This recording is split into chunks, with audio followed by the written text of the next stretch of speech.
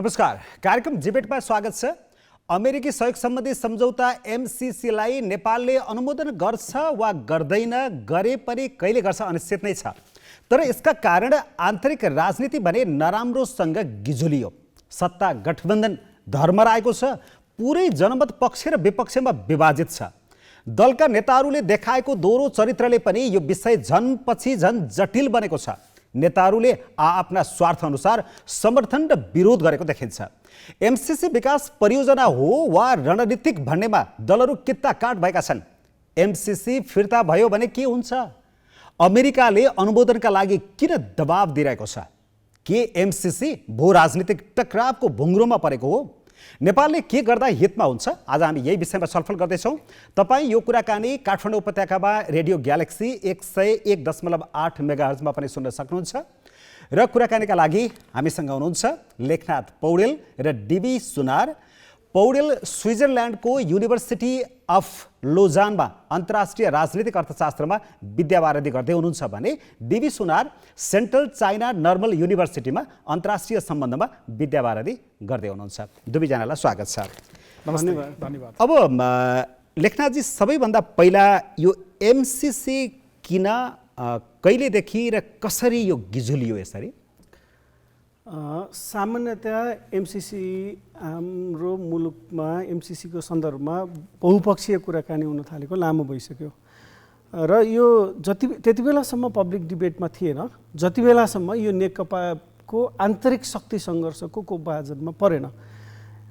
केपी ओली नेतृत्वको सरकार चलिरहँदा, नेकपा रहिरहँदा, नेकपा भित्रको पार्टी अन्तर्पार्टी शक्ति सङ्घर्षमा यो विषयलाई एमसिसीलाई मुद्दाको रूपमा एउटा पक्षले, विशेष गरी तत्कालीन नेकपाभित्र प्रचण्ड र माधव नेपाल पक्षले एमसिसीको विपक्षमा मत जाहेर गरे पछाडि सरकारले संसदमा टेबल गर्न खोजेको एमसिसीबाट फिर्ता हुन बाध्य बनायो। त्यहाँबाट यो राजनीतिक मुद्दाको रूपमा आम पब्लिकमा डिबेटको विषय बन्यो। यसका पक्ष विपक्षमा मतहरू रह्यो। तर त्यहाँ एउटा सीमा के देखिन्छ भने सामान्यतया हाम्रा यस्ता रणनीतिक महत्त्वका अन्तर्राष्ट्रिय सम्बन्ध, कूटनीतिक सम्बन्धका विषयहरूमा एउटा मत, एउटा लिमिटभित्र, कूटनीतिक मर्यादाभित्र रहेर राजनीतिक यी विषयहरूलाई राजनीतिक रूपमा हल गर्नुपर्छ। तर भइदियो, त्यसको विपरीत भइदियो के भने यो एमसिसी तत्कालीन नेकपाभित्रको शक्ति सङ्घर्षमा आफ्नो स्वार्थ सिद्धि गर्ने साधनको रूपमा एउटा पक्षले प्रयोग गरिदियो, होइन? मूलत प्रचण्ड, माधव कुमार नेपालको तत्कालीन पक्षले प्रयोग गरिदियो। त्यसकारण जनस्तरसम्म आयो, त्यसकारणले पक्ष र विपक्षको किताकाट, त्यसकारणले यो त्यहाँबाट यो गिजुलिन सुरु भयो। मूलत गिजुलिन सुरु भएको त्यहाँबाट। एकैछिन, अब डिबीजीलाई जान्न चाहे म, यो यतिसम्म यो विवादित बन्यो कि यसले त जनमत अथवा पार्टीहरू या यिनीहरू हाम्रा नेताहरू नै प्रो चाइनिज कि प्रो अमेरिकन भन्ने कितासम्ममा पुगे के? यो विषय त्यहाँसम्म गयो के? यो नेकपाको आन्तरिक विवादबाट मात्रै विवादमा आउन सुरु गरेको हो या त्यहाँभन्दा पहिल्यै पनि विवादित हो? यसलाई अलिक फरक दृष्टिकोणबाट हेर्नुपर्छ भन्ने लाग्छ। मैले कसरी पर्सिभ गर्छु भन्दा यो इस्युलाई, एमसिसीलाई जुन ढङ्गले राजनीतिकरण गर्न खोजिएको अवस्था छ, यो सामाजिक पक्ष, यसका आर्थिक पक्ष, यसका चाहिँ बहुआयामिक पक्षबाट यसलाई केलाउने सन्दर्भ त रह्यो नै। तर जुन ढङ्गबाट अहिले यो विवादित बनाउन खोजिएको छ नेपालको राजनीतिक परिदृश्यमा, यसलाई जसरी गिजोल्ने प्रयत्न गरिएको छ, यसका पछाडि थुप्रो आयामहरूबाट हामीले केलाएर हेर्नुपर्छ भन्ने लाग्छ। जस्तो राजनीतिको सन्दर्भमा हेर्ने हो भने कुन गभर्मेन्टले यसको अपनत्व लगेर यसलाई चाहिँ डेभलपमेन्टल पर्सपेक्टिभमा कसरी ट्रान्सफर्म गर्ने भन्ने विषयसँग सम्बन्धित रहेको एकातिर छ भने, अर्कोतिर हेर्ने हो भनेको भू राजनीतिक अवस्थितिको अघि कुरा निकाल्नु भएको छ। भू राजनीतिक चपेटामा नेपाल मुलुक परिरहेको छ या छैन भने यो जसरी नेरेटिभ डेभलप भएको छ, योबाट स्केप पोलिटिकल पार्टिज कसरी हुने भन्ने सन्दर्भबाट त्यसमा पनि यसलाई अर्को डिबेटको पाटो बनाउन सकिन्छ। स्केप त किन हुनु पर्यो? जबरजस्ती स्केप हुनु पर्यो? मैले भन्न राजनीतिक अखडा पो हो कि यो परियोजना? मैले भन्न खोजेको विषय के हो भने भू राजनीतिक जटिलतामा अहिले मुलुक फसिरहेको एमसिसीको सन्दर्भलाई लगेर जसरी बनाउन खोजिएको छ, बाहिरको यो पोलिटिकल युफोरिया जसरी आइरहेको छ, योबाट आफू कसरी स्केप हुने भन्ने खालको। किनभने अहिले पब्लिक सेन्टिमेन्ट कस्तो भइरहेको छ भने एमसिसीको विरुद्धमा एउटा आम जगतमा नेपाली जनतालाई, अझ तपाईँले अर्को अर्थमा भन्दै गर्दा अहिले भर्टिकल डिभिजन भइरहेको छ। हेर्नुहोस्, यो not only in political parties तर पिपलको लेभलमा एउटा ग्राउन्ड लेभलमा जाँदै गर्दा पनि एउटा हुम्लाको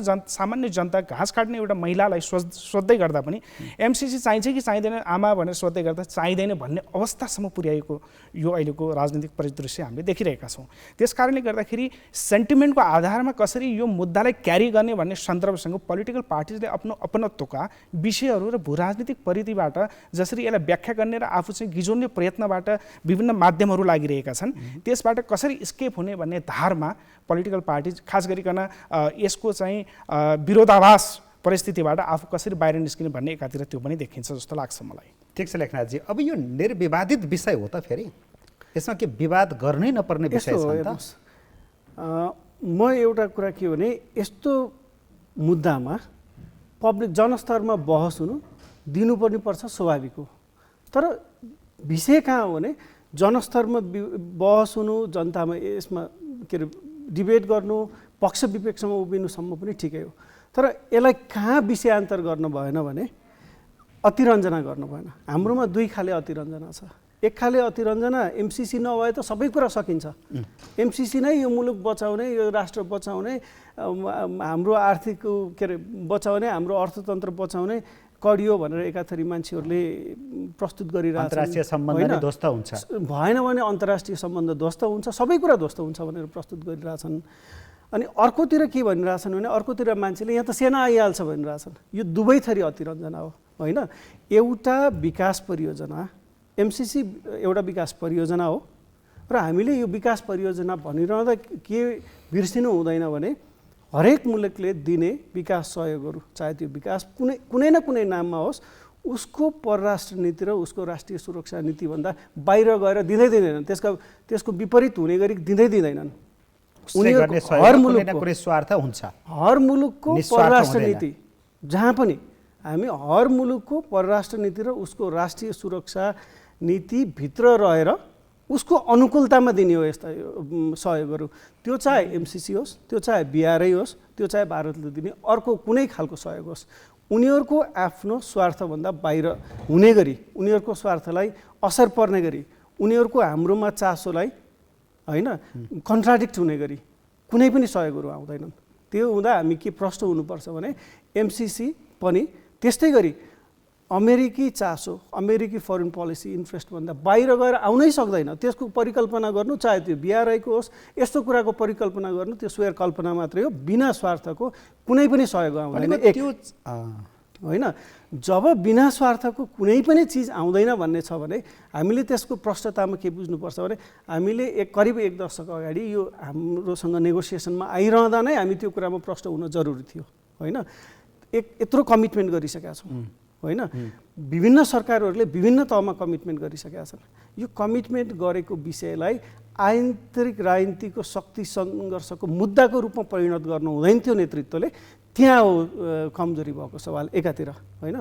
अर्कोतिर के हो यो सबै कुरा एकातिर एमसिसी भएन भने सबै डुब्छ जहाज डुब्छ भन्नेहरूले के पनि भनिरहेछन् भने एउटा फियर मङ्गरिङ होइन, एउटा त्रास सिर्जना गरिरहेछन्। त्यो कस्तो त्रास भन्दा एमसिसी भएन भने एमसिसी मात्र फिर्ता हुँदैन, एमसिसी के अरे अमेरिकाले दिने सबै सहयोगहरू फिर्ता हुन्छ, अमेरिकी मित्रवत शक्तिहरूका सबै सहयोगहरू फिर्ता हुन्छ र हामी सबै सकिन्छौँ भन्ने तहमा पनि यसलाई नाकाबन्दी नै लाग्छ भन्ने तहमा अतिरञ्जना गरिरहेछन्।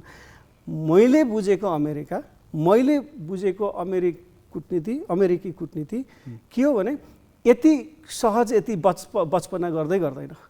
यो हाम्रो 70 वर्ष करिब 7 दशक लामो सम्बन्ध यही एउटा परियोजनाले निर्धारण गर्दैन।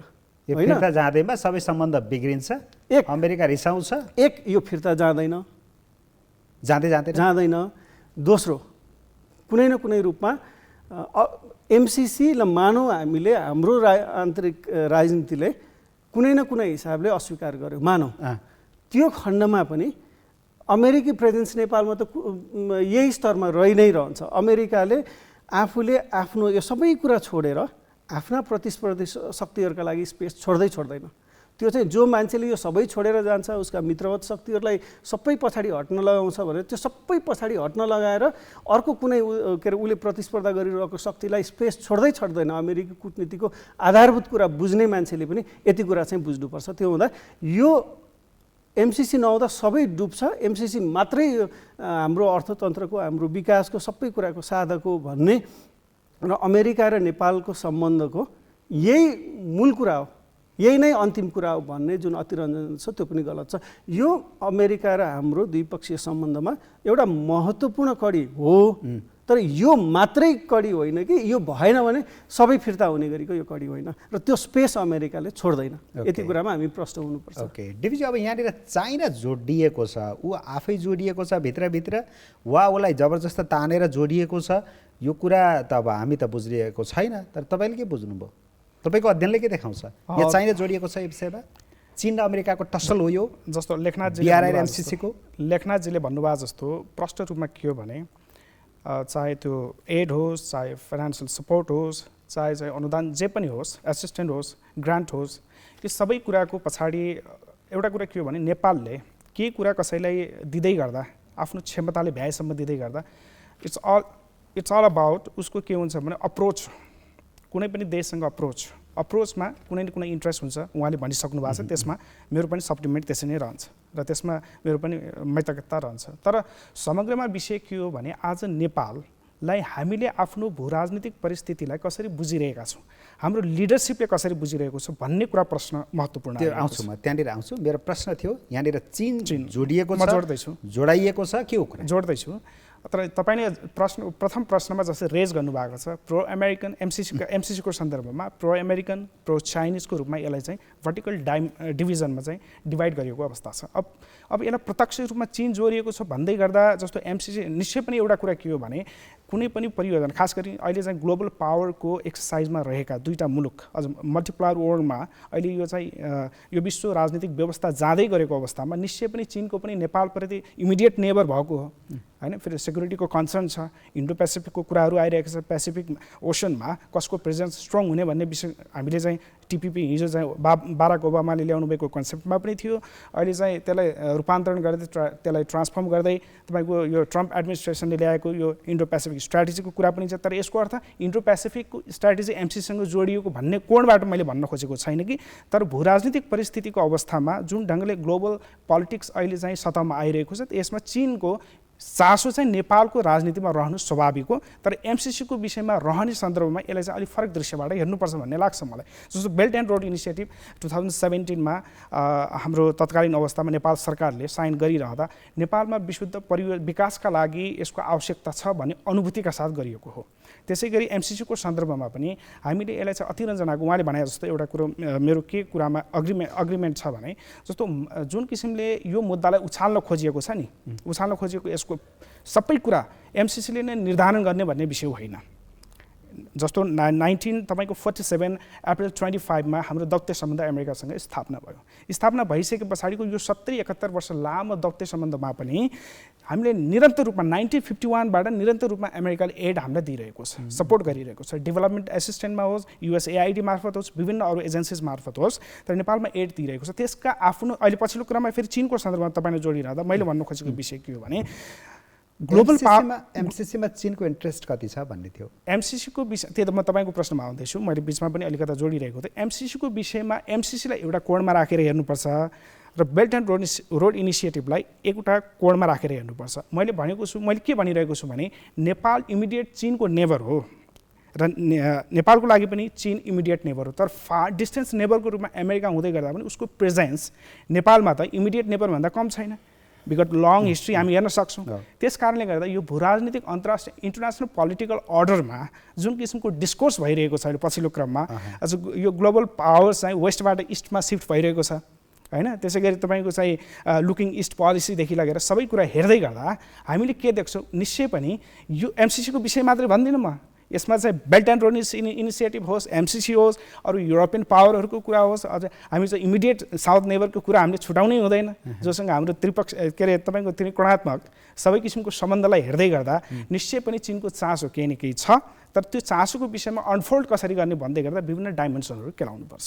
त्यो डाइमेन्सनहरू के हुन सक्छ भने तपाईँको जस्तो सबभन्दा पहिला अहिले ग्लोबल पावरमा आफू कसरी एक्जिस्टेन्स गर्ने, रुल कसरी गर्ने भन्ने विषयमा आइरहेको छ।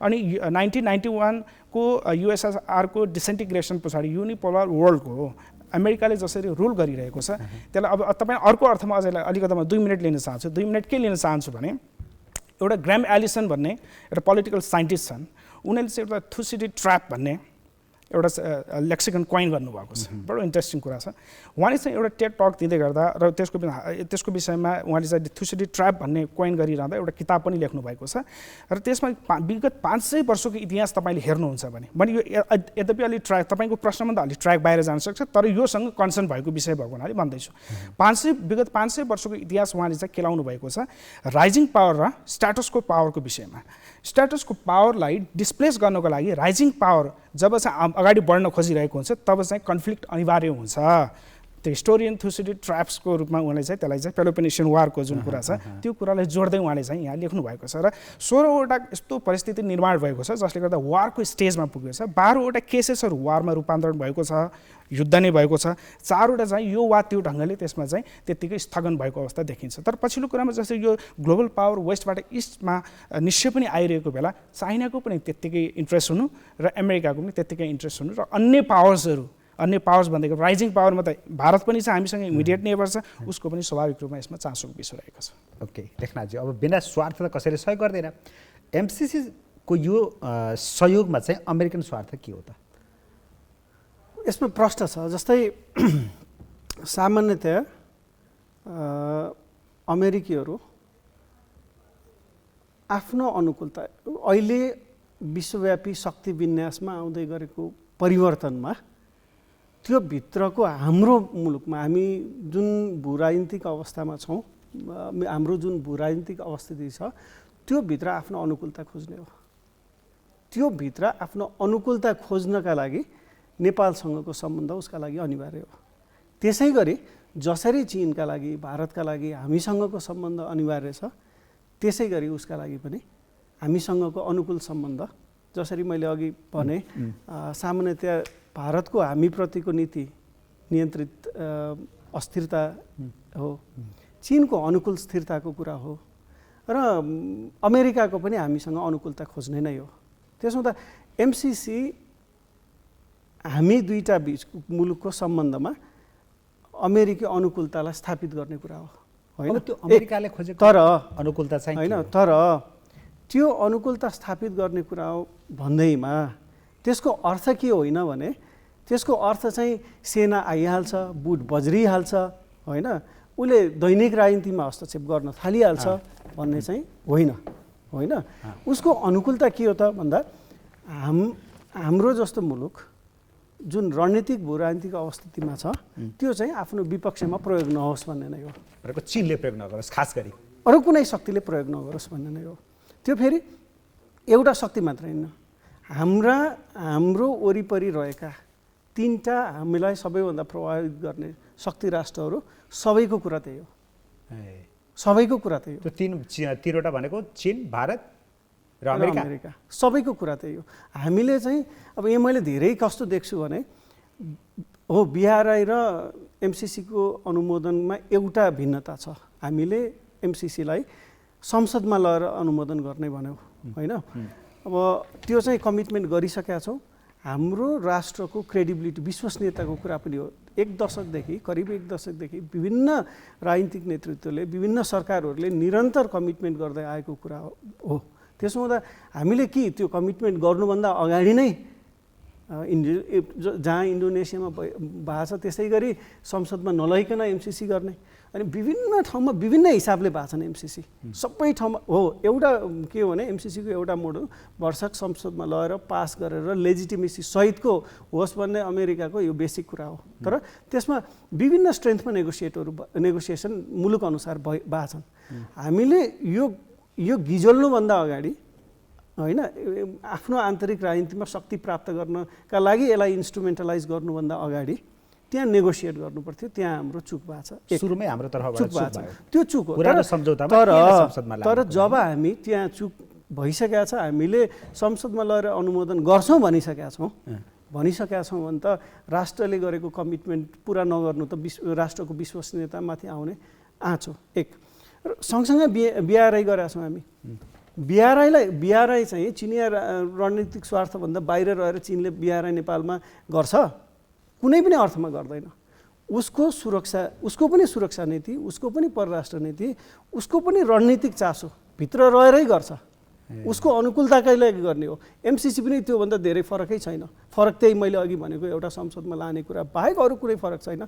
अनि हामी एकाथरी के भन्दैछौँ, बिआरआई एक्सेप्ट गर्दा चाहिँ हाम्रो राष्ट्रवाद के अरे नसाँगुरिने, हाम्रो सार्वभौमिकताको प्रश्न नउठ्ने, एमसिसीको सन्दर्भ मात्रै हाम्रो के अरे सार्वभौमिकताको प्रश्न उठ्ने हो। यदि लगेर त्यसको लेजिटिमेसी लिगलाइज गर्ने, त्यो संसदमा लाने कुरा प्रश्न हो भने कमिटमेन्ट गर्नुभन्दा अगाडि होइन, कमिटमेन्ट गर्नुभन्दा अगाडि नै यो कुरा चाहिँ रिजर्भेसन गर्नु पर्थ्यो, नेगोसिएट गर्नु पर्थ्यो नि त। कमिटमेन्ट किन पहिला गऱ्यौँ होइन? हाम्रोमा त कमिटमेन्ट यतिसम्म पनि कमिटमेन्ट कुनै न कुनै रूपमा अहिले पछाडि भएका सबै सरकारहरूले विभिन्न तहमा कमिटमेन्ट गरेका छन्। प्रचण्डजीको पालामा पनि भयो, प्रचण्डजीको त अझ बढी छोडिदिनुहोस्। यो सरकार ढालौँ, त्यस पछाडि यहाँ सुन्नु, प्रचण्डकै कुरा गर्ने हो नि, यो सरकार ढालौँ, यो सरकार ढालेपछि हामी आएर गर्छौँ भनेर कुनै रहिरहेको सरकार पछाडि हामी आएर गर्छौँ समयको सरकारमा नहुँदा पनि कमिटमेन्ट गर्नुभएको छ उहाँले त। त्यसो त कुनै न कुनै रूपमा त्यही चिठी नै आयो, त्यही भएर चिठी नै आयो। त्यसो हुँदा त्यो कुरा ओलीजीले पनि गर्नुभयो। मैले भने त्यसमा कुनै न कुनै राष्ट्रका हिसाबले हामीले कमिटमेन्ट गरेका छौँ। यो राष्ट्रका हिसाबले हामीले कमिटमेन्ट गरेका छौँ। सबैले कतै न कतै कमिटमेन्ट गरेका छन्। बरु बाहिर नबोलुन्, भित्र चाहिँ अमेरिकाले आश्वस्त पारेका छन् यिनीहरूले। गरेका छन् होइन, राष्ट्रकै रूपमा गरेका छौँ। अब राष्ट्रको विश्वसनीयताको कुरा भयो हो, योभन्दा अगाडि यसलाई पब्लिक डिबेट बनाउने ठिक छ छैन भन्ने कमिटमेन्ट गर्नुभन्दा अगाडि एउटा तहसम्म गर्न मिल्थ्यो, गर्थ्यो। तर कमिटमेन्ट मात्रै होइन कि प्रचण्डजी कुरा आयो, प्रचण्डले त यसलाई आफ्नो दलभित्रको के अरे शक्ति सङ्घर्षको टुलसम्म बनाइदिनु भयो नेकपा। त्यो चाहिँ चल्दा त्यो जुन हाम्रो आन्तरिक राजनीतिलाई यत्रो भूराजनीतिक शक्ति सङ्घर्षसँग जोड्ने जुन दुर्भाग्यपूर्ण काम भयो हाम्रो नेतृत्वबाट, त्यो चाहिँ सबैभन्दा डरलाग्दो। त्यसले पुरानो सम्झौतामा संसदमा लाने कुरा थिएन, यो पछि ल्याएर छिराइयो, त्यस कारणले गर्दा पनि झन् अप्ठ्यारो भयो भनेर पनि त भनिरहनु भएको छ। यो पनि बिर्सनु भएन। तर अस्ति चिठी लेख्दा त उहाँलाई त्यो संसदमा लाने कुरा थाहा थियो त। उहाँले अहिले उहाँको फेस सेभिङका लागि भनेर हुन्छ, उहाँले चिठी लेख्दा त संसदमा लाने कुरा थाहा थियो त। अब म यही यसमा गएँ। हामी करिब 25 मिनट जति अगाडि आइसकेका छौँ। त्यहाँ छोटो छोटो जवाबमा जाउँ। दलका नेताहरूको यो डबल स्ट्यान्डर्ड, खास गरी कम्युनिस्ट पार्टीहरू भन्नु पऱ्यो होइन, माओवादी केन्द्र, एमाले, नेकपा एस, अब अर्को समाजवादी पनि छ, यी नेताहरूको यो दोहोरो चरित्र किन के? यसमा मैले कङ्ग्रेसलाई भन्न मिलेन। कङ्ग्रेसका पनि एक दुईजना नेताहरू फेरि पर्नुहुन्छ, गगन थापा लगायतकाहरू पनि पहिला त संशोधन चाहिँ गर्नुपर्छ है, के गर्नुपर्ने हो गर्नु पर्यो, संसदमा ल्याउनु पर्यो, त्यसपछि अगाडि बढाउनु पर्छ भनेर कङ्ग्रेसका नेताले पनि भने हो। तर अलि बढी कङ्ग्रेस अलिक क्लियर छ, अरूमा किन कन्फ्युजन? लेफ्ट ओरिएन्टेड पार्टिजहरूले उहाँहरूको एउटा हिस्ट्री हेर्ने हो भने बाइपोलर अथवा बाइनरी पोलिटिक्सको एउटा प्लेटफर्मबाट ग्रोन अप र त्यसैलाई नै कन्टिन्युएसन गरेको देखिन्छ।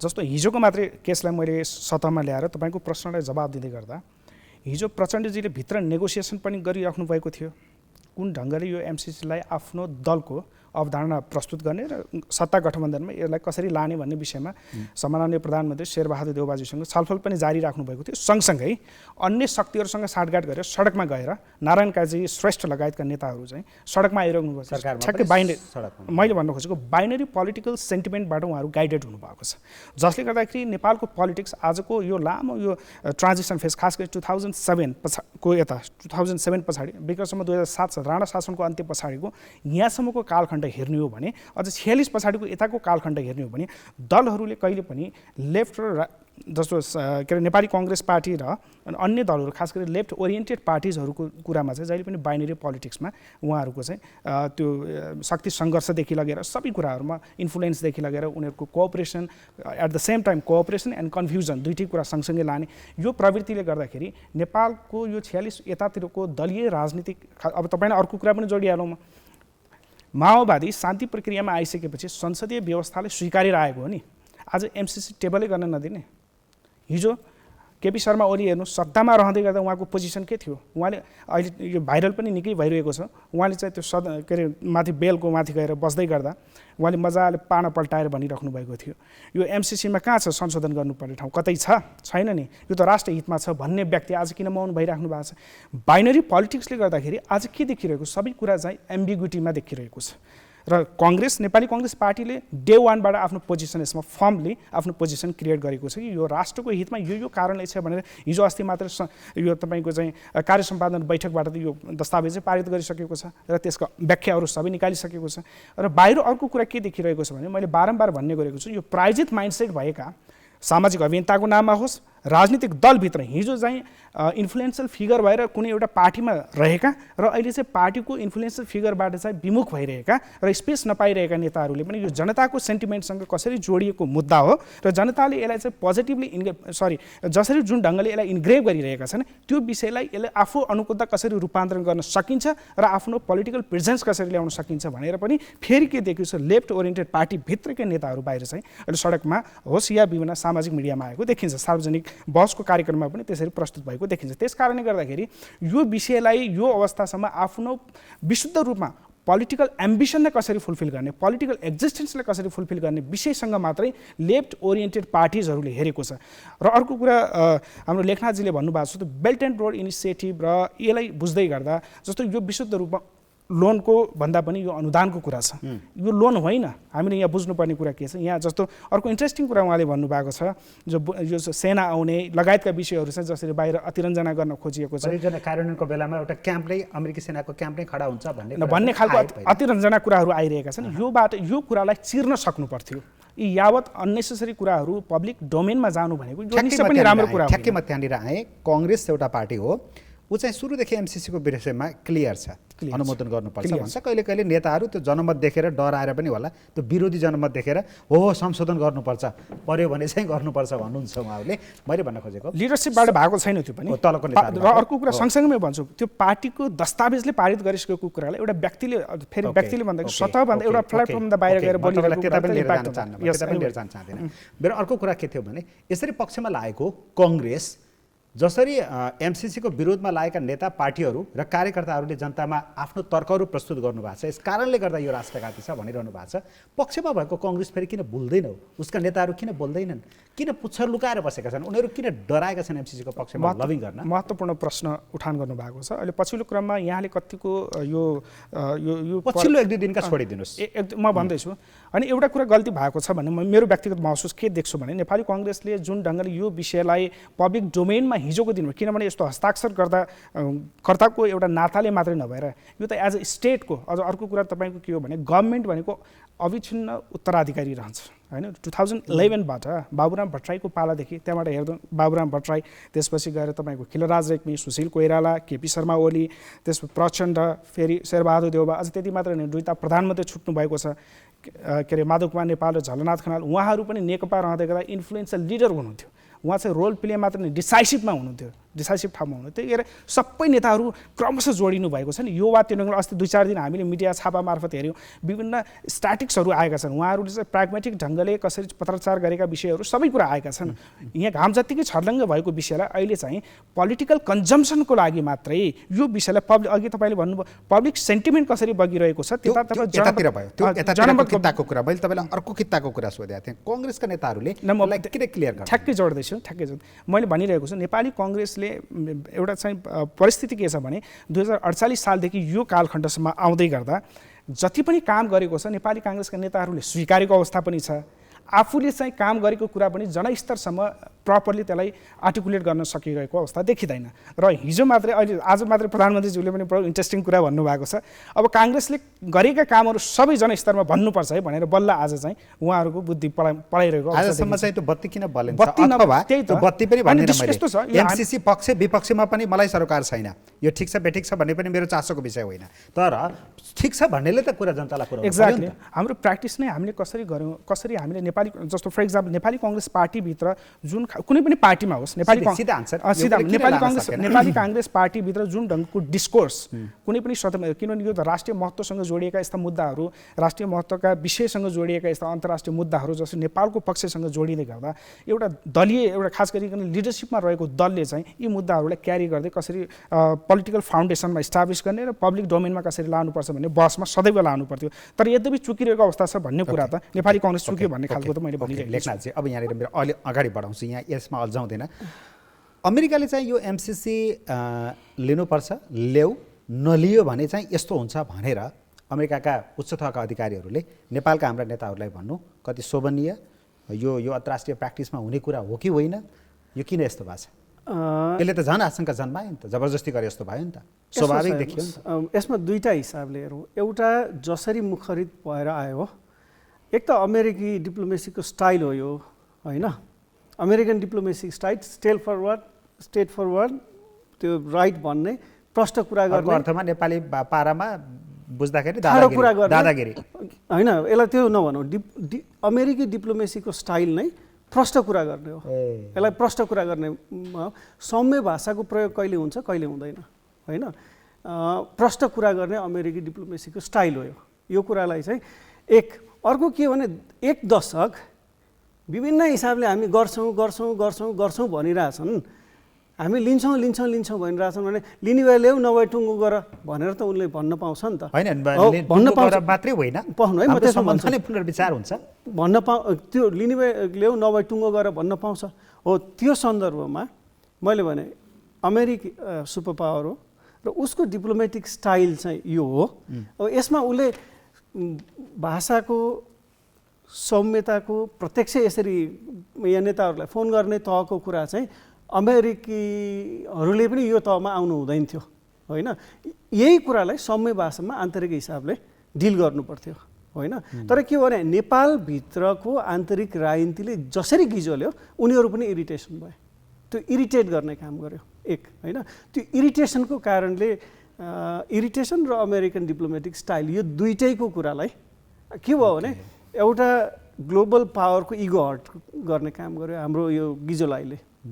जब इरिटेट गरेर ग्लोबल पावरको इगो हर्ट गर्ने काम गर्छौँ तब ऊ पनि इरिटेट हुन्छ नि त, त्यो इरिटेसनको अभिव्यक्ति हो। त्यो त्यसरी हुनु हुँदैन थियो।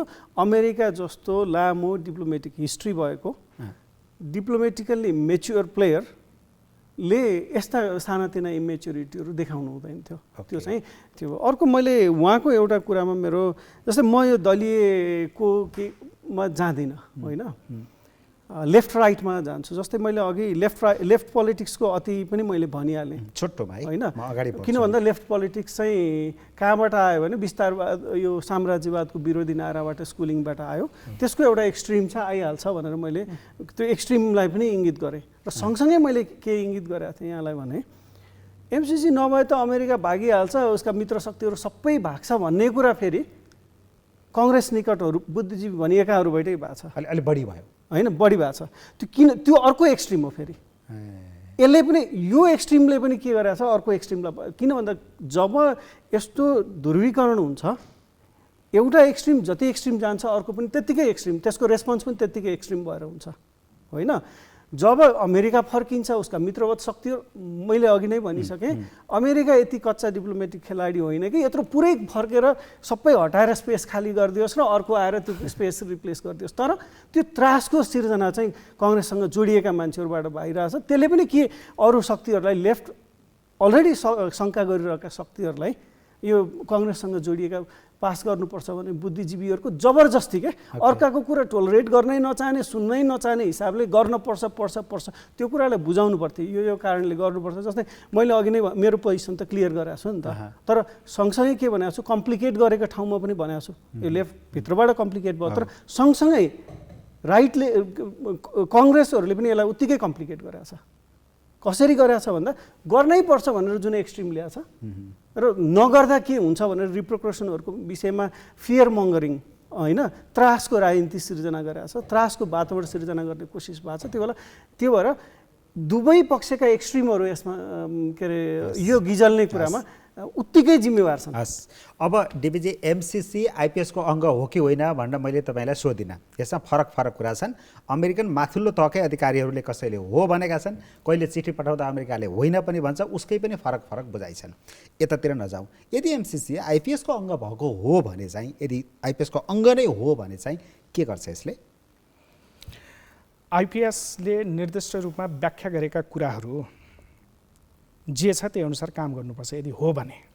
त्यो भनेको के हुन्छ? जस्तो नेपालमा के पर्न सक्छ त्यसको प्रभाव? नेपाल यस्तो छ, फेरि म तपाईँलाई अर्को एङ्गलबाट अर्को कोणबाट यसै प्रश्नलाई म के जवाब दिन्छु भने, इन्डो पेसिफिक रिजनमा इन्डो पेसिफिक स्ट्राटेजी भनेको अमेरिकाको इन्डो पेसिफिक क्षेत्रलाई हेर्ने उसको चाहिँ स्ट्राटेजी हो, रणनीति हो। त्यो इन्डो पेसिफिक क्षेत्रमा नेपाल पर्छ कि पर्दैन भनेर प्रश्न पनि गर्ने गर्छन्।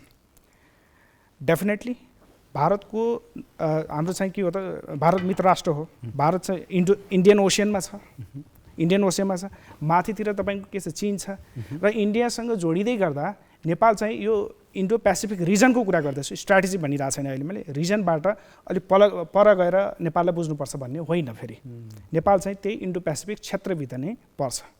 त्यसकारणले मैले भन्न खोजेको विषय के हो भने, एमसिसी यदि इन्डो पेसिफिक स्ट्राटेजीको एउटा अङ्गको रूपमा यदि हो भने, इन्डो पेसिफिक स्ट्राटेजीले जुन ढङ्गले आफ्ना निर्दिष्ट लक्ष्यहरू बनाएको छ, जुन ढङ्गले चाहिँ आफ्नो चाहिँ यो क्षेत्रमा आफ्नो प्रेजेन्स, खास गरिकन पोलिटिकल पावर र एउटा खालको एक्सर्साइज गर्ने कुराहरूमा, र त्यसपछि उसले चाहिँ आफ्नो चाहिँ जस्तो अझ तपाईँले अर्को कुरा पनि गर्नु, आइपिएसको अर्को प्रष्ट कुरा के छ भने, जस्तो फर इक्जाम्पल 2004 पछाडि क्वाड सेक्युरिटी डायलग भन्ने छ होइन, जापान, अस्ट्रेलिया, अमेरिका र इन्डिया, त्यसले चाहिँ इन्सर्कल चाइनालाई गर्ने भनेको छ। त्यति मात्र नै स्ट्रिङ अफ पल भन्ने अर्को स्ट्राटेजी छ। यी यावत स्ट्राटेजीले चाइनाको राइटसँग फेयर भएर आफ्नो अलाइहरूसँग कसरी काम गर्ने भन्ने विषयमा अमेरिका अलिक सुसूचित भएर इन्डो पेसिफिक स्ट्राटेजी मार्फत ट्रम्प एडमिनिस्ट्रेसनले इन्ट्रोड्युस गरेको कुरा हो। तर यदि एमसिसी यसको अङ्ग हो भन्ने कुरा प्रमाणित भयो भने त्यो अनुसारले काम गर्नुपर्ने हुन्छ। प्रभावित नेपाल पनि हुने नै भयो डेफिनेटली। तर डेफिनेटली अब जस्तो इन्सर्कलिङ चाइनालाई गर्दै गर्दा त्यसका यदि त्यो भित्र, त्यो क्षेत्राधिकारभित्र, त्यो आइपिएसको त्यो सर्कलभित्र पर्ने हो भने त्यसभित्र चाहिँ नेपालले बिहोर्नुपर्ने जति पनि इम्प्लिकेसनहरू छ, रिपरकसनहरू छ, ती कुराहरूबाट पर अछुत रहन सक्दैन। त्यसकारणले गर्दाखेरि यदि त्यहाँभित्र पर्छ भने म अब जम्प गर्छु, के प्रभाव पर्छ? यस्तो हेर्नुहोस्, यो आइपिएसको स्ट्राटेजी हो कि होइन पहिला कुरामा जाउँ होइन, एमसिसी हो कि होइन। अब यो हो कि होइन भनेर प्रश्न जुन गरिएको छ नि, त्यो प्रश्न आफैमा त्यसको कुनै तुक छैन। किन? मैले अघि प्रश्न भनिसकेँ, अमेरिकी परराष्ट्र नीति र राष्ट्रिय सुरक्षा नीतिभन्दा बाहिर गएर उसले दिने कुनै अनुदान हुँदैनन्। भनेको आइपिएसको अङ्ग नै हो यो। तपाईँ त्यसलाई हो भन्नुहोस्, होइन भन्नुहोस्, उसँग कन्ट्राडिक्ट गरेर यस्तो हो कि शब्दमा त्यहाँभित्र छ छैन भनेर हेर्नुको कुनै अर्थ छैन। जस्तै आइपिएस पनि उसको नेसनल सेक्युरिटी र उसको फरेन पोलिसीको अङ्ग हो, आइपिएस पनि उसको अङ्ग हो, यो पनि उसको अङ्ग हो भनेपछि उसका अङ्गहरू कन्ट्राडिक्ट गर्दैनन्। यसमा प्रश्न हुनुपर्छ हामी, यो होइन भनेर हाम्रोमा एमसिसीलाई चोख्याउने, यसमा प्रश्न हुनुपर्छ। फेरि हामीले पनि के, यो स्वीकार गर्दा पनि यो भन्दा बाहिर हुँदैन है, यो भित्रै हुन्छ भनेर स्वीकार्ने हो। भनेपछि एमसिसी आइपिएसको अङ्ग हो। एमसिसी र आइपिएस कन्ट्राडिक्ट गर्ने गरी अमेरिकाले नेपालमा अनुदान दिँदैन। अनि मैले यसमा अलिकति मेरो फरक मत के हुनसक्छ भने, जस्तो उसले प्रष्ट रूपमा आइपिएसलाई एक ढङ्गले व्याख्या गरेको छ, एमसिसीलाई एक ढङ्गले व्याख्या गरेको छ। पटक तपाईँले कुनै पनि तपाईँको रिटर्न डकुमेन्टमा एमसिसी आइपिएसको अङ्ग भनेर काहीँ पनि लेखेको अवस्था छैन। र एमसिसीको अवधारणा मैले पनि भनेको छैन अङ्ग हो। एनिवे मैले सप्लिमेन्ट नै, तपाईँ हामी सबैले सप्लिमेन्ट र एउटा इन्फर्मेटिभ ढङ्गले नै यसलाई व्याख्या गर्नुपर्छ जस्तो लाग्छ। र एमसिसीको जस्तो एमसिसीको स्थापना कालदेखिको सन्दर्भ हेर्ने हो भने यसको अलिकति लामो हिस्ट्री नै छ। यो 2018मा मात्रै आइपिएसको एउटा चाहिँ स्ट्राटेजी बाहिर आएको सन्दर्भ छ। त्यस कारणले यसलाई अलग्गै दृष्टिकोण, दुईटालाई अलग अलग पक्षबाट। तर अघिल्लो मैले जवाब दिँदै गर्दा तपाईँले यदि हो भने के हुन्छ भन्ने कुराको इम्प्लिकेसनको कुरा अगाडि गऱ्यो भने, अब यो चाहिँ मैले होइन भनेर जुन कुरा चाहिँ हाम्रो प्रमाणित छैन होइन, प्रमाणित नभएको विषयलाई हो भनेर हामीले त्यसको फेरि जवाब दिने कुरा पनि भएन। हो भन्न पनि सकिने अवस्था भएन, होइन भन्न सकिने अवस्था पनि भएन। प्रष्ट रूपमा व्याख्या गरेको छ एमसिसी एउटा डेभलपमेन्टल प्रोजेक्ट हो, डेभलपमेन्टको लागि इन्भेस्ट गर्ने। यसका उच्च अधिकारीहरूले विभिन्न देशमा गएर यही पनि आएर फेरि एमसिसी आइपिएसकै एउटा अङ्ग हो। हामी चाहिँ रिटर्न डकुमेन्टहरू हेर्ने हो। रिटर्न डकुमेन्टमा के भनिएको छ भने एमसिसी आइपिएसको अङ्ग हो भनेर भनिएको छ। यद्यपि फरेन पोलिसीमा, फरेन पोलिसी भनेको लार्जर स्ट्राटेजी हो। फेरि हामीले सँगै बुझ्नुपर्ने कुरा के हो भने, फरेन पोलिसी भनेको लार्जर स्ट्राटेजी हो। लार्जर स्ट्राटेजीभित्र एमसिसी पर्नु स्वाभाविक हो, तर आइपिएस भित्र पर्दैन भन्ने कुरा काहीँ पनि त्यो पर्छ भन्ने कुरा कहीँ पनि इङ्गित गरेको छैन। त्यसकारणले आइपिएसलाई अर्को डालोबाट हेर्नुपर्छ भने एमसिसीलाई अर्को डालोबाट व्याख्या गर्नुपर्छ। यसमा मेरो प्रश्न छ, जस्तै के हो भने हामीले सारमा एमसिसी र आइपिएस कन्ट्राडिक्ट गर्छ कि गर्दैन भन्ने हेर्ने हो। सारमा अमेरिकी राष्ट्रिय सुरक्षा नीति, अमेरिकी त्यो चासो, अमेरिकी परराष्ट्र चासो त्योभन्दा बाहिर जान्छ कि जाँदैन? यी दुइटै त्यो अम्ब्रेला भित्रकै चिज हुन्, एकले अर्कालाई कन्ट्राडिक्ट गर्दैनन्। यो बुझ्न जरुरी छ। त्यो चाहिँ यो फेरि अमेरिकाको मामलामा पनि मात्रै होइन है, हर मुलुकको मामलामा त्यही हो होइन।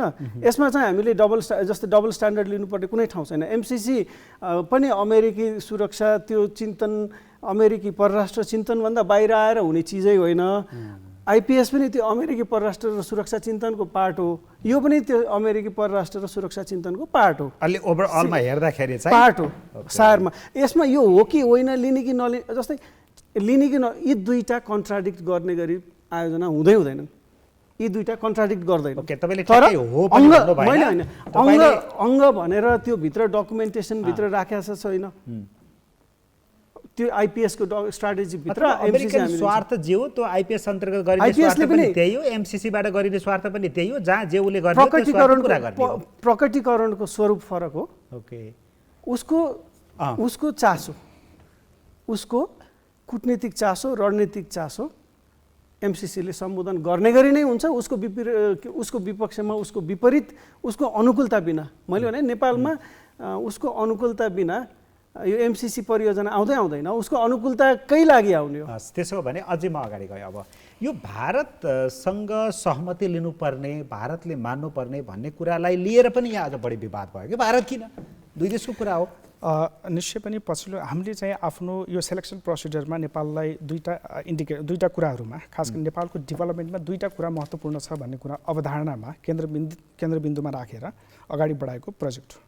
एउटा चाहिँ यो विद्युत उत्पादनलाई कसरी यसलाई अझ बढी सबलीकरण गर्न सकिन्छ, कसरी यसलाई अझ एक्सटेन्सन गर्न सकिन्छ भन्ने सन्दर्भ। किनभने पछिल्लो क्रममा नेपालमा द्रुत गतिमा अहिले हाइड्रो पावर प्लान्ट्सहरू प्रडक्ट भइरहेछन् होइन।